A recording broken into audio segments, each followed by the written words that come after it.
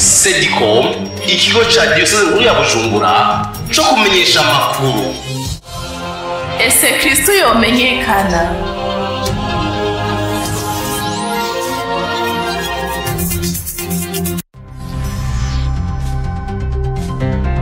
Amakuru mu Kirundi mushikirizwa na Sedicom.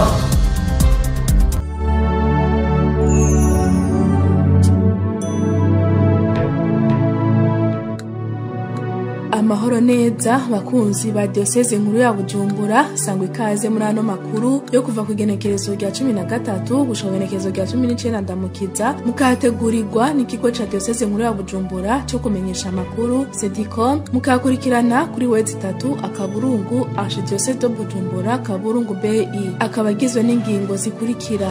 Umunsi ugira 8 w'inyuma ya Pasika niho hahimbazwa umunsi w'Imana w'ikigongwe c'Imana muri Ecclesia, ukaba wahimbajwe ku igenekerezo rya 19 ndamukiza uyu mwaka. Mu makuru y'imihari n'imigwi turababwira ingendo z'imigwi y'abaririmbira-Mana muri Paroisse Buziracanda ku munsi w'Imana igenekerezo rya 19 ndamukiza. Amakuru tubafitiye saya gusa, ayandi ni mukanya. Audrey de Kaze niwagira abashikirize.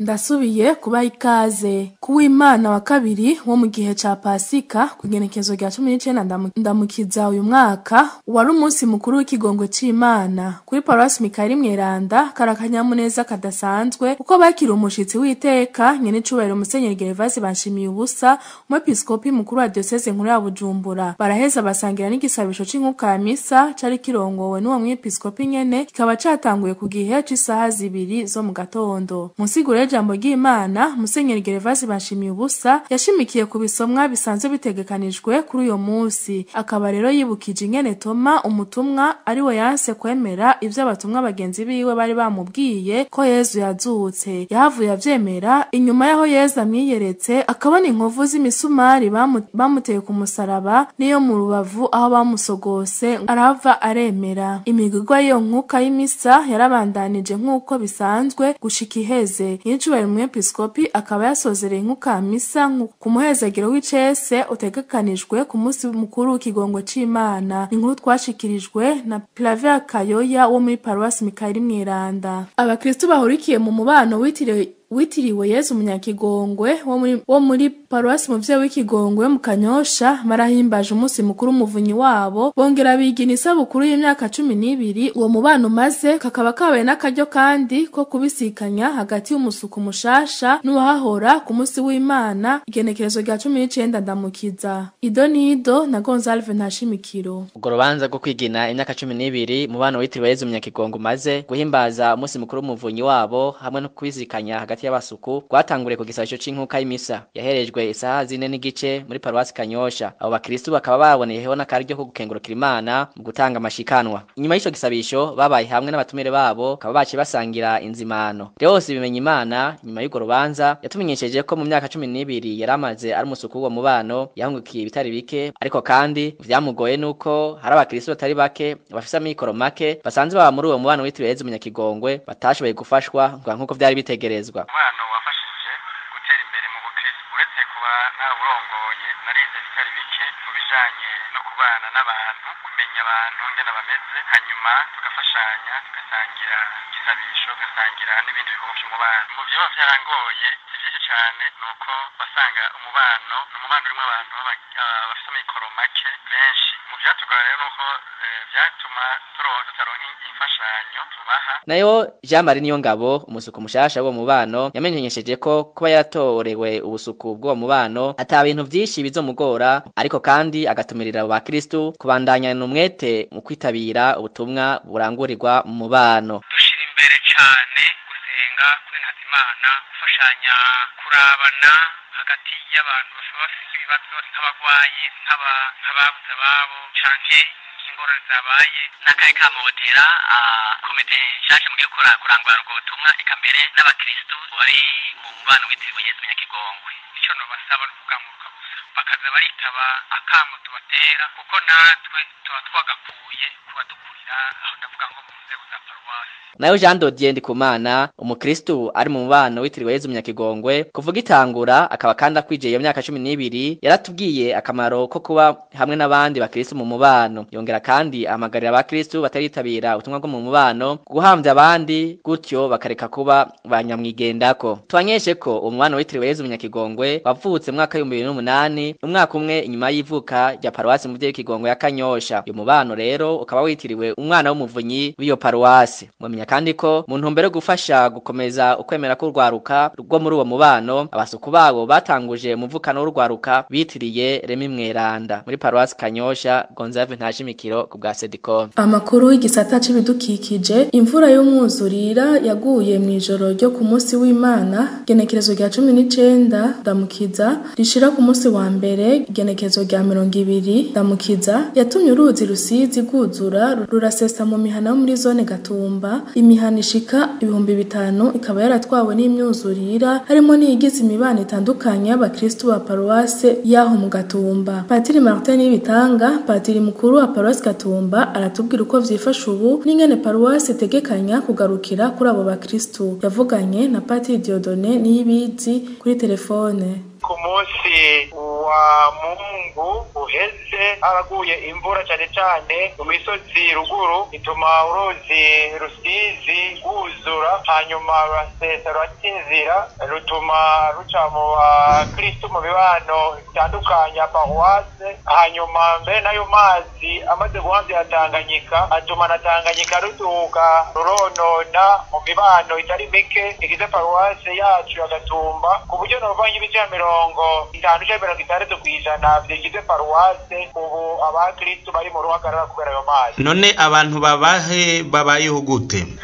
Twatanze inyigisho mu mibano yuko abavukanyi bagize ibyago abandi bo bafasha mu kubaronsa indaro. Ubu rero abavukanyi batari bake bararonse indaro mu miryango isanzwe itashikiwe n'ivyo vyago, abandi nabo babuze indaro baryama mu ikaburimbi bafise uburyo nabo barace guca mu yandi makartier barapanga inzu. None muriko mubafasha iki canke haroba bariko barabarasana ko kugira ngo abo bantu baronke utwo bafungura n'utwo bambara? Turagerageza kurondera intore kugira ngo dushobore kuzishikiriza abo dufasha n'ibiro vya diocese bijejwe gufasha Odedebo Caritas Bujumbura ariko kandi na Caritas Burundi nabo nyene barahaciye. Uburyo turagerageza kurondera intore z'ukuri z'abo bantu bawe n'ivyaho kugira ngo zitange kumbure abico batanze cyo bafasha. Amakuru y'imihari n'imigwi mu ntumbero yo gukomeza ubucuti buri hagati yabo abaririmbira Imana bo mu mugwi witiriwe Vyenirimana irangurira ubutumwa muri paruwasi Kiganda yaragendeye umugwi w'abaririmbira Imana witiriwe Umushaha wa Yezu irangurira ubutumwa muri paruwasi Buziracanda ku munsi w'Imana genekerezo rya 19 ndamukiza. Iyo migwi y'abaririmbira Imana ikaba ari yo migwi mikuru muri ayo maparuwase. Idonido na Timote Ndayikengurukiye. Ibirori vyatanguriye ku mwuka ya misa yatanguye igihe cy'isaha 4 irongowe na Padiri Marcos Niyonzima asanzwe arangura ubutumwa muri iyo paruwasi ya Buziracanda ikaba aririmbe na korale Vyenirimana. Inyuma y'inkuka ya misa ibirori vyabandanije mu nyubako za paruwasi Buziracanda. Mu majambo yashikirijwe umurongozi wa korale Vyenirimana yarashimiye Imana yafashije bakaza kuko ngo bari bagize ubwoba kubera iki kiza ca corona. Barashimira kandi no sacerdoti barongoye amaparuwasi kukuntu bakiriye iciyumviro cabo neza. Eka n'urongoye korale Umushaha wa Yezu yarashimye cyane kukuntu korale Vyenirimana yaje kubaramutsa na Padiri Marcos Niyonzima yaremereye abanyabuziracanda ko nibashaka kuja kuramutsa korale Vyenirimana atantambamye bizogira. Abafashe amajambo bose bakaba barashimye ubwo bumwe buri hagati y'ayo makorale. Inyuma y'ibirori twahavuye twegera abarongoye amakorale baratubwira uko biyumvira tubumvirize. Ndabashimira cyane abasaserdoti baturongoye muri paruwasi Kiganda n'abasaserdoti barongoye paruwasi Buziracanda nabashimiye cyane. Nakanyamuneza rero keshi cyane ko natwashitse ngaha muri korale Umushaha wa Yezu bakatwakira nkuko twabibonye. Nukuri Imana ihabwa icubahiro cyane kuko ntitwaye tuvyiteze. kubera iki kiza kimaze iminsi gitema gitongora ku isi yose. Nakanyamuneza ntangere, ntitwari tuzi neza yuko tuza gushika ngaha muri paruwasi Buziracanda. Nakanyamuneza cyane dufise abarembiramana bo kuri paruwasi Buziracanda, twumvise yuko abavyeyi bacu batwibaruse bo muri korale Dinimana b'Ikiganda paruwasi Kiganda, twarashimye cyane, twiyumvisemo akanyamuneza. Tuje tubanza gukengurukira abasaseredoti bacu, abasaseredoti bakuru bo kuri paruwasi Kiganda batwibarutse, ngene batworohereje kugira ngo bumve ko boza kuturamutsa, n'abasaseredoti bacu kuri paruwasi Buziracanda. Twese hamwe ari imbiramana hagati ya korale Dinimana ariyo mvyeyi yatwibarutse na twebwe korale Mushayezi Buziracanda, twaciye twiyumvamwo ubumwe. None uyu munsi ndiho mukama yabonye yuko twokwiginana. Korale Dinimana aho karabavyeyi bacu nobona yuko babaje nko gushika mu rugo. Twebwe rero nk'abarimbiramana bo kuri paruwasi Buziracanda n'abasaseredoti twakengurutse, turashigwa, turekana akanyamuneza, no tuguma dusaba abavyeyi bacu bo kuri paruwasi Kiganda Dinimana babandanye batuba hagufi, badukomeza muri bya byose, badufasha mu byari byo byose. Hama twasezeranye ko dufunditse ipfundo ry'urukundo, umukama banda arihezagira. Ivyo birori bikaba vyarangiye mu kanyamuneza ntangere. Tubamenyeshe ko korale Dinimana yaragiye yitwaje akaganuke yagabiye korale Mushaha wa Yezu, bakaba bakise ya bumwe, bavuze ko babahaye inzuzi n'izama imisoma bazosomagirana, n'izama imihiti bahitirane, n'izama imyungu babandanye bungu bumwe. Muri paruwasi Kiganda, Timote Ndayikengurukiye, Sedicom. Arakoze Timote Ndayikengurukiye.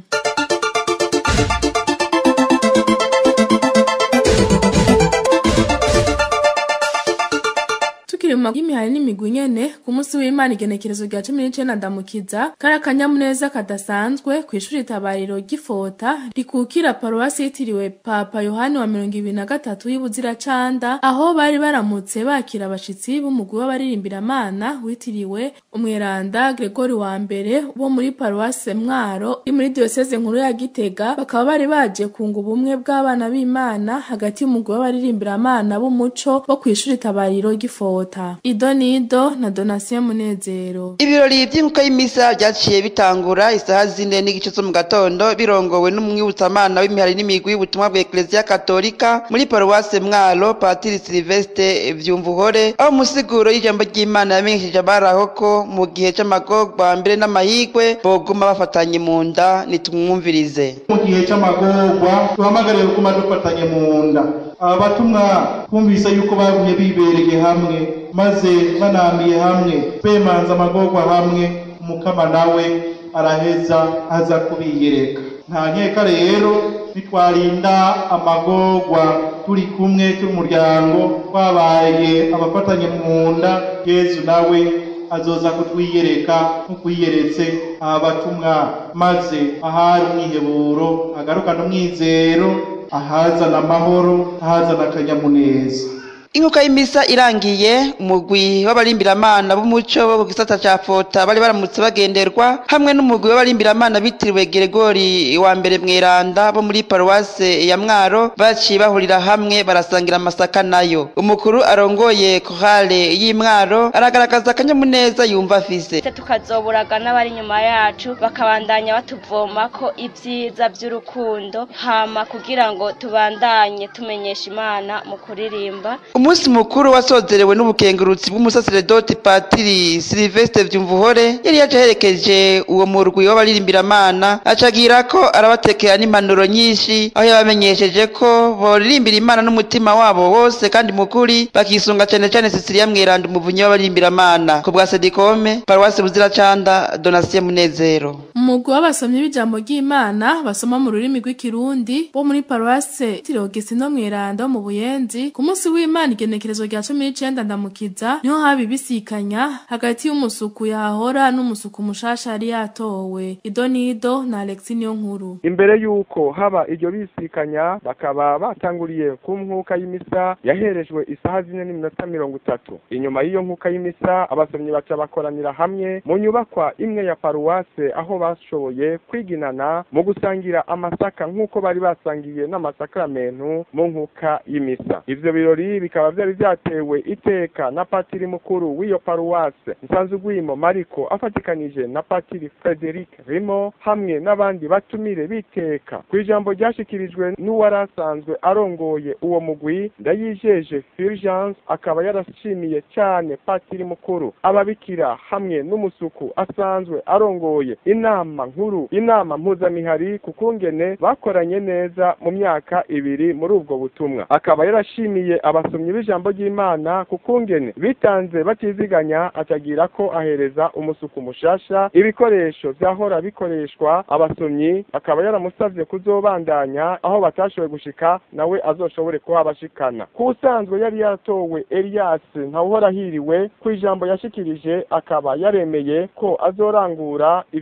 ivyo bamusavye ariko akaba yarabaterereje igisabisho akaba yaciye agira ko yerekana komite bazofatikanya kurangura ubwo butumwa muri iyo myaka ibiri kwijambo ryashikirijwe na patiri mukuru akaba yarakengurukiye cyane uwahora asukurira uwo mugwi Fulgence kukungene yasukuriye neza uwo mugwi n'ingene bakoranye neza na patiri mukuru acagira ko akeza umusuku mushasha Elias ntawuhora ahiriwe agiye kubandanya ubwo butumwa tukaba twaregereye Elias ntawuhora ahiriwe umusuku mushasha araheza aratubwira imigambi mikuru azorangurira uwo mugwi muri iyi myaka ibiri agiye kurongora uwo mugwi turiyumvira cyane gose ko twokomeza imigenderanire ku buryo bw'umwihariko ingendo n'ibindi kunagura no kwinjiza abasomyi b'ijambo ry'Imana kugira ngo ijambo ry'Imana barehurumbire guteza imbere umugwi w'abasomyi b'ijambo ry'Imana cyane mu butunzi bw'umugwi ukagira amikoro mu bikorwa Ecclesia izoheza ikabashinga navyo ibasaba nibihe mu bamutegekanya kuzorangura turifuza ko twogendera abagwayi n'umusuku yahahora akaba yaratubwiye inyuma y'ubu butumwa yahoramwo ico agiye kubandanya akora kuri iyo paruwase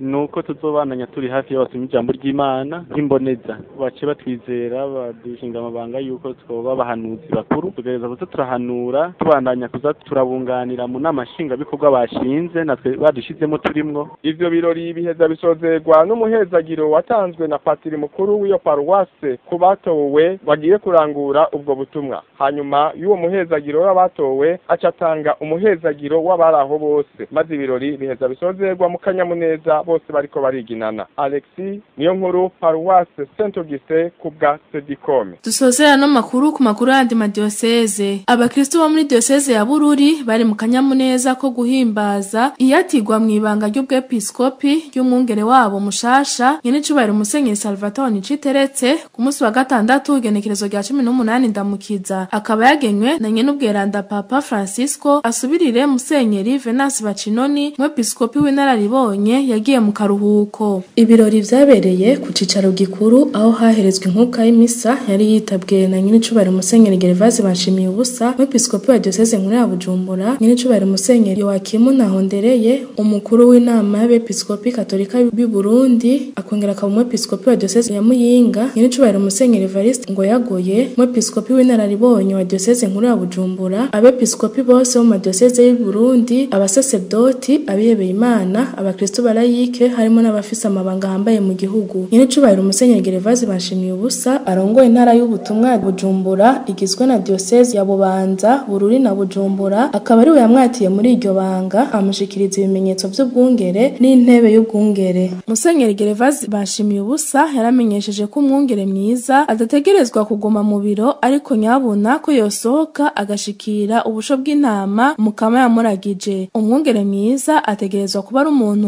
yegeranya abandi akabahamagarira kuba mu bumwe yamuhamagariye gutunganiriza igihugu c'Imana atavanguye canke ngo akumire bamwe Musenyeri Salvatore Niciteretse nawe yaragaragaje akanyamuneza afise kuri uyu munsi arashimiranye n'ubweranda Papa Francisco kubona yamutoye mu bandi basaserdoti benshi b'i Burundi amemerera kumugamburukira nkuko yahora arangura ubutumwa bw'abarayike yamenyesheje ko ugutsimbataza ubutungane n'ubumwe mu bakristo ashinzwe ari vyo azoshira imbere nyene cubahiro Musenyeri Salvatore Niciteretse akaba agize umwepiskopi agira kane inyuma y'abandi bepiskopi batatu Musenyeri Joseph Martin Musenyeri Bernard Bududira na Musenyeri Simoni Ntamwana yaserukiye Papa muri diocese mu kurindira ko bagena uwundi, hamwe rero na Musenyeri Venance Bacinoni ariwe asubiriye ubu.